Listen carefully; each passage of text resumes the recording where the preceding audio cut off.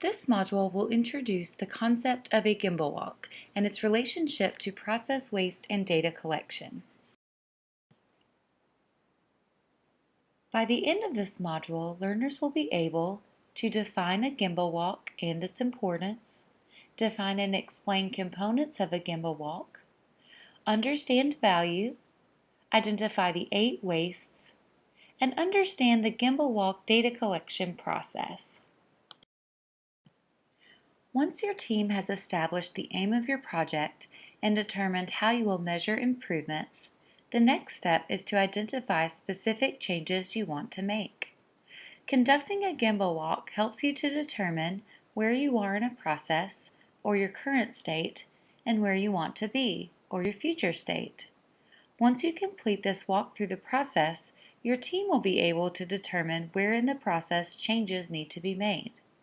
It helps you answer the question, what changes can we make that will result in an improvement?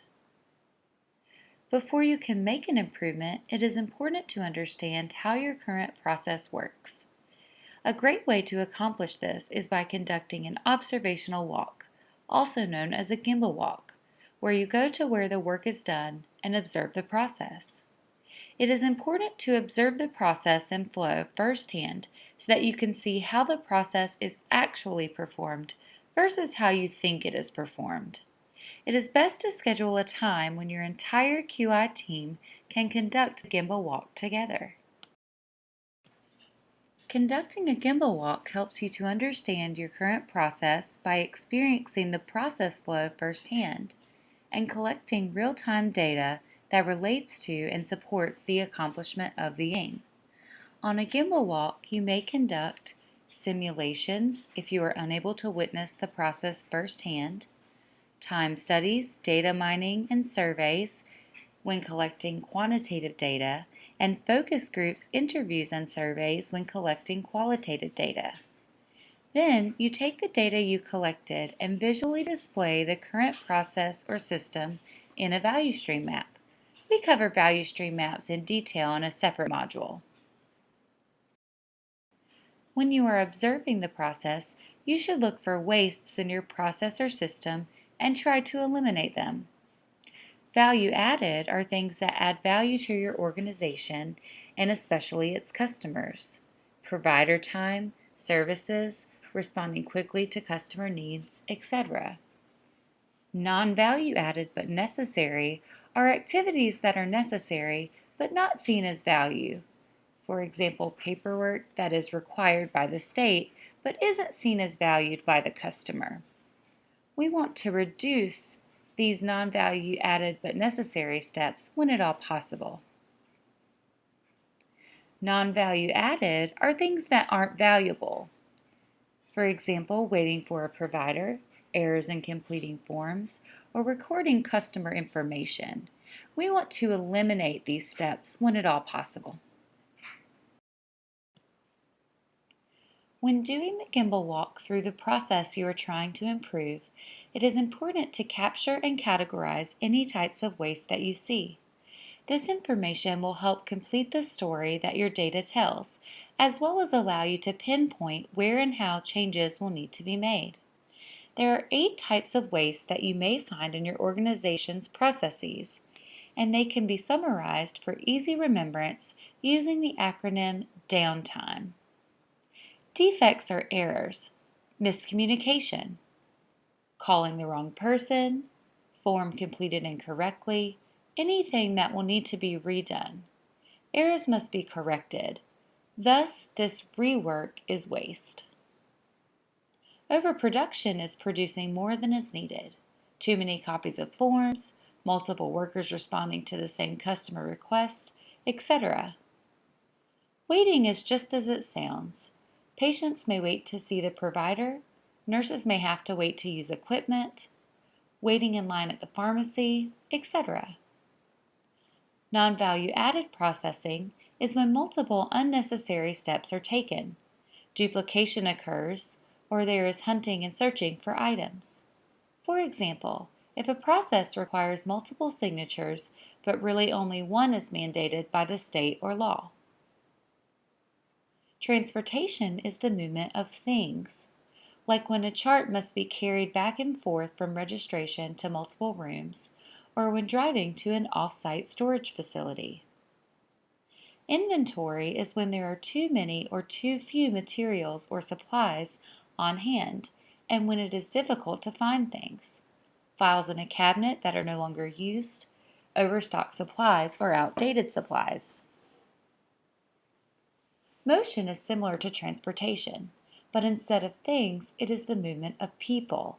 For instance, if a nurse or patient has to walk back and forth for testing, urine samples, etc., or something as simple as supplies being on a top shelf, so that someone needs to reach up and down numerous times per week to retrieve them. Underutilization is when employees are not utilized or developed to the top of their abilities, or a need for cross-training exists. If you have a translator who is also a registered nurse, it might be best to utilize her in the nursing role when she is not busy with her interpreting duties, or train a clerk to relieve a manager from some routine duties. These first 7 wastes are originally from Toyota Motor Company, where lean thinking was born. Later, an 8th waste was added as lean began to spread in the U.S., where a top-down management style was common. These wastes are all around us. You cannot change something until you recognize waste in a process. It is important to document your findings on the Gemba walk. Here is an example of a data collection form you can use. This form provides a way to collect all of the different types of data we discussed. There is a slot for process steps, who performs each step, the time it takes to complete each step, the waste that you observe in the process, and ideas that your team has to improve. The key is to collect as much information about the process as needed so that you have a clear picture of the current state and what could be improved.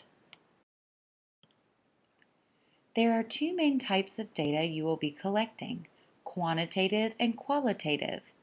The rule of thumb for collecting quantitative data is to have enough to inform but not too much to be burdensome. Here are some key components of quantitative data to consider when collecting information. Demand. How many requests happen per day or month? Frequency. How often do you receive requests? When? Performance. How long does it take the request to pass through the process? Expectations. What are your stakeholders' expectations of turnaround time? How satisfied are your stakeholders? And staffing. How many staff are required or assigned to respond to requests? Qualitative data consists of information gathered by conducting focus groups, interviews, and surveys. Some sample questions to consider are: what 3 things do you most like about blank? What are the top 3 barriers that prevent you from blank? What could we do to better support you blank? And what could we do to improve blank? After collecting and compiling your data, you will create a visual display in a value stream map. You can learn more about this concept in our module on value stream mapping. Now let's try it. Conduct a Gemba walk. Go and see the actual process you aim to improve or simulate it if necessary. Collect data. Record process steps, actual time, overall weight and process steps, wastes, improvement ideas, and qualitative data. I encourage you to use the provided link to check out the Quality Improvement Step-by-Step Guide for links to the Gemba walk instructions and waste walk template. If you need additional assistance, please contact us at info@improvepartners.org for a consultation. Thanks for listening.